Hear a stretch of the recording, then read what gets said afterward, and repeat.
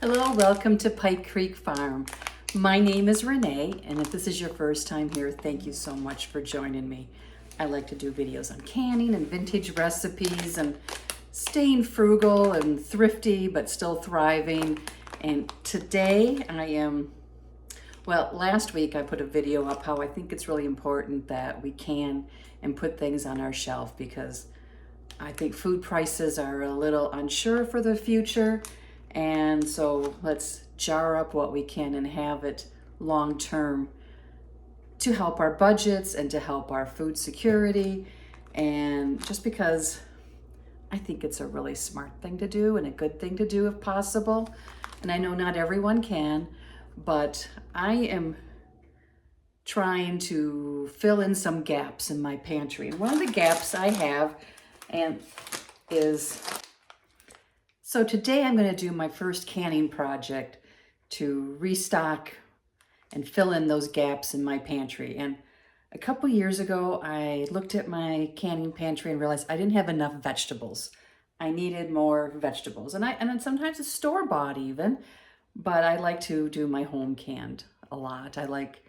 First, I enjoy doing it, and second, I know what's in it. So my husband likes canned peas. So I purchased dried peas. And you do these the same way that you do canned any dry bean, whether it's kidney beans, navy beans, or whatever. They either need to be soaked overnight or a quick soak method. And I didn't put them on last night, so we're doing a quick soak method today. And I'm going to rinse these all off, sort through them, make sure there's no ugly ones or stones or anything like that. I don't know if these would have stones as much as like the dry beans can, but I'm going to check it out and make sure because I sure don't want to can up a little rock. And then I'm going to put them in a pot, cover with water and bring them to a boil. Wait till they're boiling for 2 minutes. Then we are going to turn the heat off, put the lid on, and let them sit for an hour. And then after that, we drain, put them back in there with fresh water, and bring to a boil for 30 minutes, and then we can can them up. And I did this before, and I think I got like 3 or 4 jars out of each one of these. And they're not going to be like frozen peas. They're not going to be that bright green and that firm texture. They're canned peas. They're going to be softer and a darker green. But my husband likes those a lot. So don't can what you don't like. And since both of us, him especially, like these, I'm going to can them. So I should get about 10 jars, I'm thinking at least. And these are, if you've ever shelled peas, they're labor intensive. So this is kind of nice. That part's all done for us. So I'm going to get everything set up to rinse them off and put them in the pot, and I'll bring you along. And I'm going to show you, it's canning day. That means I do a crock pot meal. And today I am doing pork carnitas in the crock pot, and my husband will have his over rice. He likes rice bowls. And I will do mine. I have some low-carb tortillas. And we have some avocado to go on it and some lime juice, and it will be good. Here's the pork butt in there. Has garlic, cumin, smoked paprika, orange juice, onion, chili powder, Mexican oregano, salt and pepper. I'm going to empty them all in here. Kind of sort through. You can see any that, sort through slower than I did. Okay, here's one. This one doesn't look good, so we're going to put that one aside. Here's another one. They should all be about the same color, not a funky color.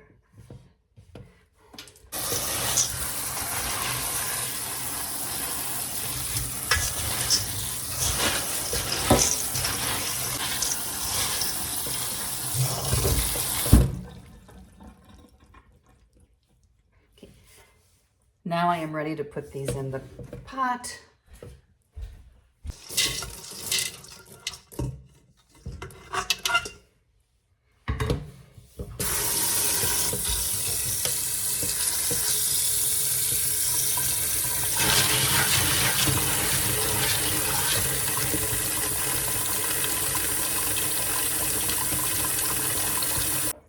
You want to make sure you put enough water that they're well covered and have extra water, because they will expand as they are soaking.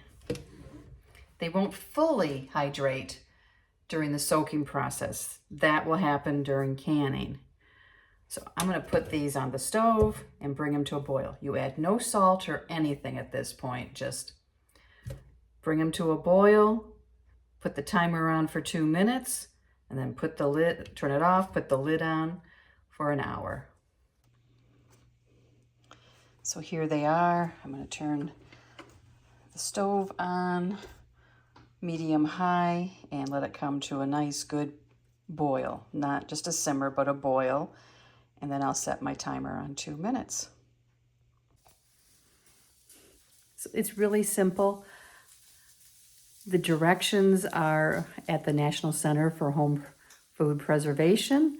I will put a link to their website down below. If I can get a link to the exact page on the dry beans and peas, I will put that. Sometimes those links aren't working great.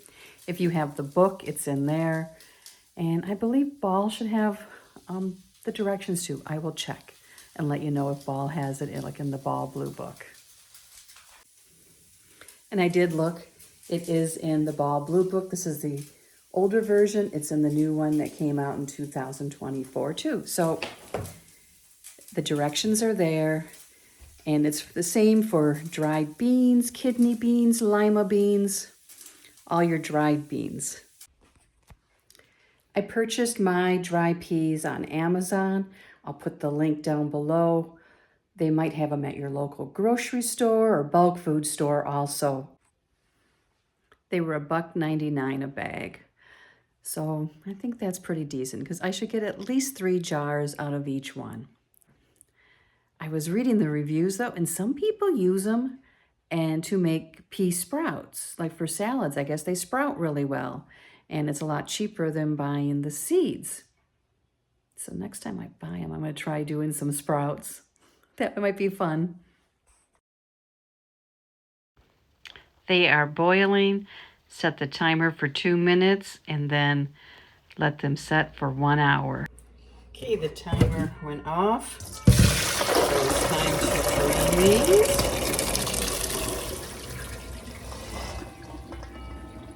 Look how much brighter they are, and look how much bigger. And these are still firm. Give them a shake. I'm gonna rinse them a little.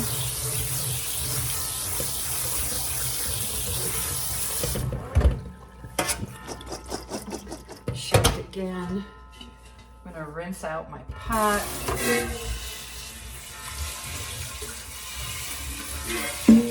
Back in the pot.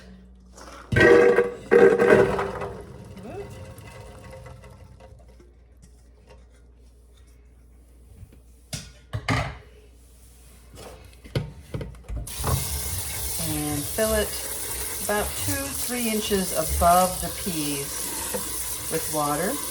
We're going to put it back on the burner and bring it to a boil, and then turn it down to a simmer for 30 minutes. So now I'm going to wash my jars. I have 10 regular mouth pint jars out, and wash my lids, the flat part, and get my canner out. My pressure canner, I have a 23-quart Presto, and I will fill it with 3 quarts of water and get it heating up.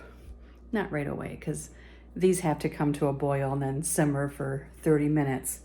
But once that's done, we can jar them up. We are ready to jar up these peas.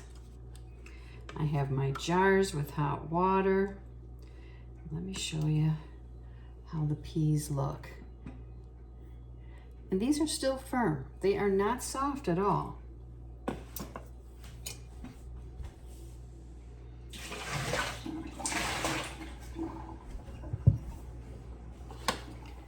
We want to end up with 1-inch headspace. You can add a half a teaspoon of salt if you want. I'm not gonna add any salt. I'll just add the salt when I cook them, when I heat them up.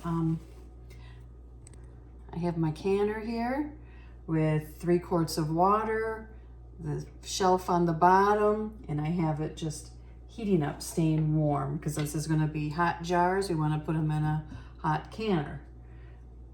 And we're gonna fill these jars 2/3 full with the peas and then with the cooking liquid. You can use fresh liquid too, whichever you prefer. So I have a slotted spoon and I'm going to put them in that way.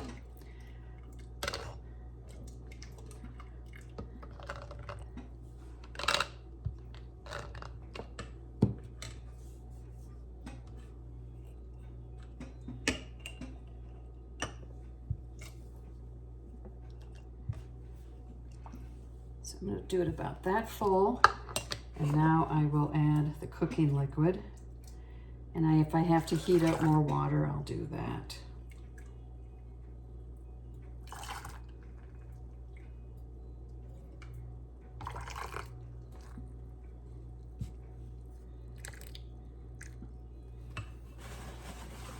I have my debubbler. You want to make sure there's enough room for these peas to expand and not turn into mush. So let's get all the bubbles out. Check my headspace. Use just a little bit more.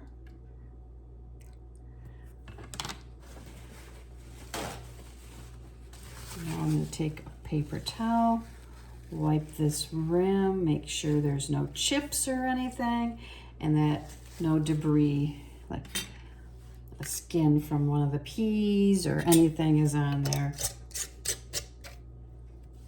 And this will go into the canner. These are pints, and they will be processed for 75 minutes. The same as meat. Dried beans have the same processing time as meat. So you can do both in the same canner load.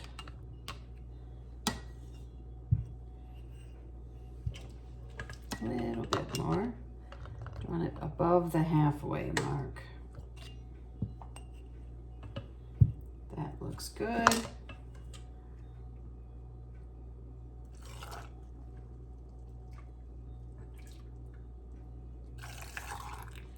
You can add salt if you want. You can add dry seasonings if you want. I thought about adding some dill and onion powder, but I didn't this time. I'm gonna try it one time though. Some seasoned peas.